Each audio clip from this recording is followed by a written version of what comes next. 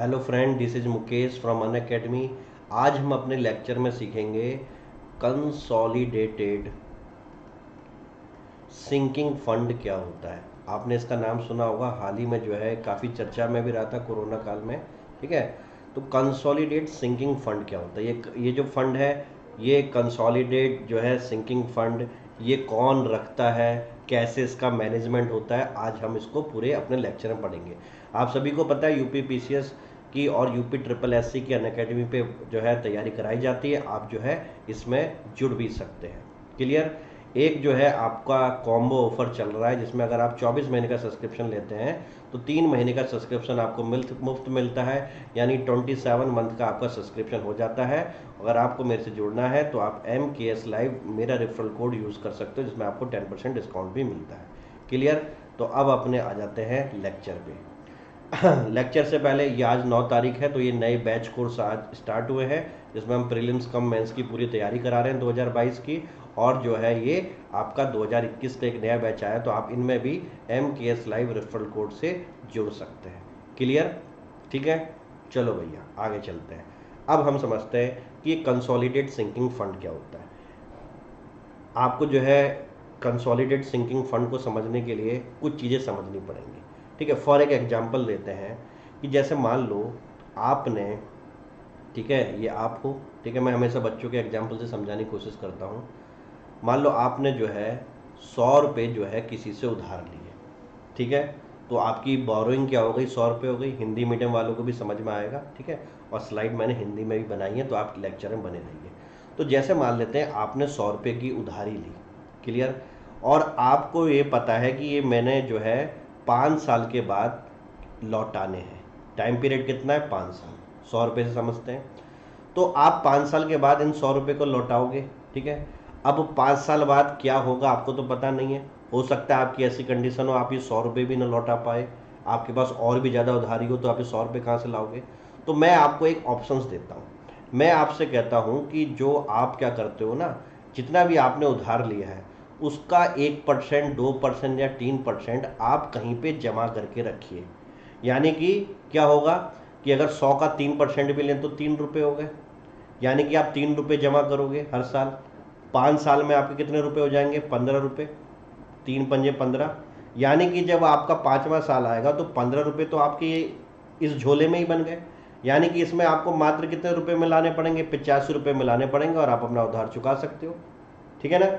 यानी कि उधार चुकाते समय आप पे बोझ ना पड़े, तो आपको कुछ ना कुछ अमाउंट मैंने सेव करके एक अलग झोले में रखने के लिए बोल दिया। और वो झोले से क्या हुआ? आपको फायदा हो गया, क्योंकि लास्ट टाइम में आपको क्या पड़ा? बोझ नहीं पड़ा। अब सोचो अगर ऐसा ही आरबीआई करे सब राज्यों के लिए, यानी कि जो बच्चों ये आरबीआई है, ये सब राज्यों से, सरकारों से बोलती है कि जितना भी आप लोन लेते हो उसका 2%, 3% या 1%, जितनी भी आपकी क्या श्रद्धा हो, एक अलग अकाउंट में डालते रहिए और उसको वो मैंडेटरी कर दे। ठीक है, जिससे क्या होगा, जब भी आप लोन का रीपेमेंट कर रहे होगे तो आप पे एकदम से बोझ नहीं पड़ेगा। समझ में आया? और इस फिनोमिना को बोलते हैं, इस फंड को बनाने को बोलते हैं कंसोलिडेटेड सिंकिंग फंड। क्या आपको इस एग्जांपल से समझ में आ गया? हिंदी मीडियम इंग्लिश मीडियम दोनों। अब इस फंड का निर्माण जो है आरबीआई के द्वारा 1999 और 2000 में कंसोलिडेटेड जो है सिंकिंग फंड का जो है क्या किया गया था? निर्माण किया गया था। सबको समझ में आ गया? क्लियर? अब आगे देखो, स्टेट गवर्नमेंट मेंटेन करती है, जितनी भी स्टेट गवर्नमेंट है इसको मेंटेन करती है। और अभी मैं आपको आरबीआई की साइट में ऑनलाइन दिखाऊंगा भी कि कैसे कैसे इन्होंने मेंटेन कर रखा है, हालांकि वो अमाउंट हमें याद नहीं करनी है। तो पहला हमारा जो है प्रीलिम्स का क्वेश्चन बनता है कि कंसोलिडेट सिंकिंग फंड कौन जो है मेंटेन करता है? तो सभी राज्य सरकारें मेंटेन करती हैं। क्लियर? और आरबीआई ने ये क्या कर रखा है? इनको सख्त बोल रखा है कि आपको ये करना ही करना पड़ेगा, 1 से 3% जो भी आपकी लोन की आउटस्टैंडिंग है हर साल किसी एक जगह पे क्या करना पड़ेगा? इकट्ठा करना पड़ेगा। यानी कि मान लो ये उत्तर प्रदेश गवर्नमेंट है, और उत्तर प्रदेश गवर्नमेंट ने मान लो एक साल में जितना भी लोन लिया उसका 3% क्या करेगी? इस झोले में डालती रहेगी। क्योंकि जब भी लोन चुकाना होगा तो ये झोला क्या होगा? बहुत ही काम आएगा। नहीं तो एकदम से क्या पड़ेगा? उत्तर प्रदेश सरकार पे बहुत ज़्यादा बोझ पड़ सकता है। ठीक है। और इसको एडमिनिस्ट्रेशन किया जाता है central account section RBI Nagpur के द्वारा। तो ये आपके प्रीलिम्स में क्या बन सकते हैं, क्वेश्चन बन सकते हैं। अब मैं आपको ऑनलाइन देखो लेके जाता हूं कंसोलिडेट फंड में कि देखो ये कैसे मेंटेन किया जा रहा है। क्लियर? ये देखो हमारी आरबीआई की वेबसाइट है, ऑफिशियल वेबसाइट, ठीक है। ये क्या लिखा है, कंसोलिडेट सिंकिंग फंड, क्या आपको दिख रहा है? ठीक है, तो उस पर पेन नहीं चल पा रहा, आप देखो आंध्र प्रदेश से लेके बहुत सारे प्रदेशों ने कंसोलिडेट फंड, देखो कितनी ह्यूज अमाउंट हो गई है, ये करोड़ में है। आंध्र प्रदेश की देखें, और ये डेटा कहाँ है, मार्च 2020 तक का है। यानी आंध्र प्रदेश ने आपके 8,000 क्या कहते हैं 8,059 का फंड, 1,344 का अरुणाचल प्रदेश का करोड़ में फंड। अब सोचो इनको जैसे जैसे लोन चुकाना होता होगा उतना उनको बोझ नहीं पड़ता होगा। से यस और नो? क्लियर? अगर उत्तर प्रदेश की भी बात करें तो उत्तर प्रदेश कहाँ है, ढूंढो, ये रहा। उत्तर प्रदेश ने अभी कोई मेंटेन नहीं किया है, तो कोई डेटा नहीं है हमारे पास 2020 का। तो इस तरीके से आपको अब समझ में आ गया ना कि सारे के सारे स्टेट क्या करते हैं, आपके कंसोलिडेटेड फंड मेंटेन करते हैं, जिससे कि उनको रीपे करने में कोई दिक्कत ना हो। क्या ये बात समझ में आ गई? ठीक है, अब हम फिर से अपने लेक्चर में आ जाते हैं। क्लियर? अब ये आपको समझ में आ गया, अब हिंदी मीडियम वाले पढ़ लो। क्या है, ये एक तरह की निधि होती है जिसमें एक निश्चित धनराशि जमा करी जाती है, जो भविष्य में राज्य सरकारों द्वारा लिए गए ऋण के भुगतान में प्रयोग लाई जाती है। यही मैंने आपको बताया था। इसमें ध्यान देने बात यह है कि consolidate fund of the state और जो पब्लिक फंड होता है उससे ये एकदम अलग है, इसीलिए तो मैं पढ़ा रहा हूं आपको।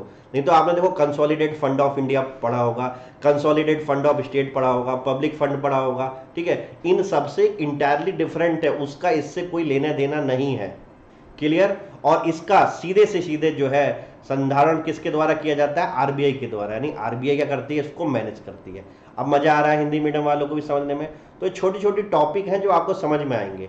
अब अगला क्वेश्चन आ सकता है कि इसकी जो है रिकमेंडेशन किसने दी थी, तो 12वीं फाइनेंस कमीशन ने कंसोलिडेट सिंकिंग फंड बनाने की क्या करी थी, एक रिकमेंडेशन दी थी, संतुति दी थी। क्लियर? क्योंकि इससे क्या होता है कि राज्य सरकार पे बोझ कम पड़ता है। सरकार अपने ऋण का 1 से 3% इस निधि में हर साल जमा करवाती है, ताकि उन ऋण अदायगी में अधिक बोझ ना पड़े। ठीक है, तो ये क्या होता है, कंटिन्यू रहता रहेगा। अभी ये वाला बोझ उतारा, अगले साल वाला बोझ उतारेंगे, फिर वाला बोझ उतारेंगे, और हर साल का 3% इसमें जाता रहेगा, 1 से 3%। सबको समझ में आ गया? तो अब इसमें 3-4 तरह के ऑब्जेक्टिव बन सकते हैं कि ये फंड किसकी तरह, कौन जो है बनाता है, तो आपको पता है राज्य सरकारें बनाती हैं। किसके अंडर में बनेगा, आरबीआई के अंडर में बनेगा। क्या ये मैंडेटरी है? यस, बिल्कुल मैंडेटरी है। इसमें कितना परसेंटेज करना होता है, वहां पे वो 5% लिख देंगे, आप लिखना 1 से 3%। इस तरीके से आपको घुमा सकते हैं। ठीक है ना? क्लियर? समझ में आ गया? क्लियर? अब इसमें आपको आगे ज़्यादा जो है करने की जरूरत नहीं है कि इसमें भी आप सर्च करो, छोटी छोटी चीज़ है, मैं छोटे छोटे टॉपिक आपको लेके आऊँगा इस तरीके से। और अगर आपको अनअकैडमी प्लस पे आना है तो बिल्कुल मोस्ट वेलकम हो, आप आ सकते हो। वहाँ पे MKS लाइव मेरा रेफरल कोड है, वहाँ पे आपको 10% डिस्काउंट भी मिलेगा। आप 12 से 24 महीने के लिए जुड़ सकते हो, कंप्लीट प्रीलिम्स की तैयारी के लिए, कंप्लीट मेंस की तैयारी के लिए। ठीक है ना? क्लियर? तो इस जो है एक कॉम्बो ऑफर भी चल रहा है, जिसमें आप MP, राजस्थान, यूपी, बिहार सबका एक ही साथ सब्सक्रिप्शन ले सकते हो MKS लाइव रेफरल कोड से। वीडियो अच्छा लगा तो इसको लाइक जरूर करिएगा, शेयर जरूर किया करेगा, और चैनल को सब्सक्राइब जरूर करिएगा। कल फिर मैं एक नई आपको टर्मिनोलॉजी ऐसी 5-5-10 मिनट की लाता रहूँगा, और काफ़ी आपको रोचक रोचक जानकारी दूंगा।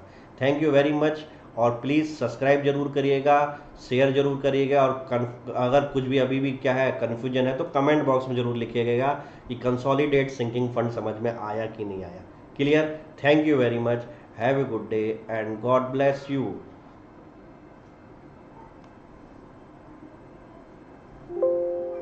तो ये जो है आपकी डिस्कार्ड करके टाटा बाय बाय।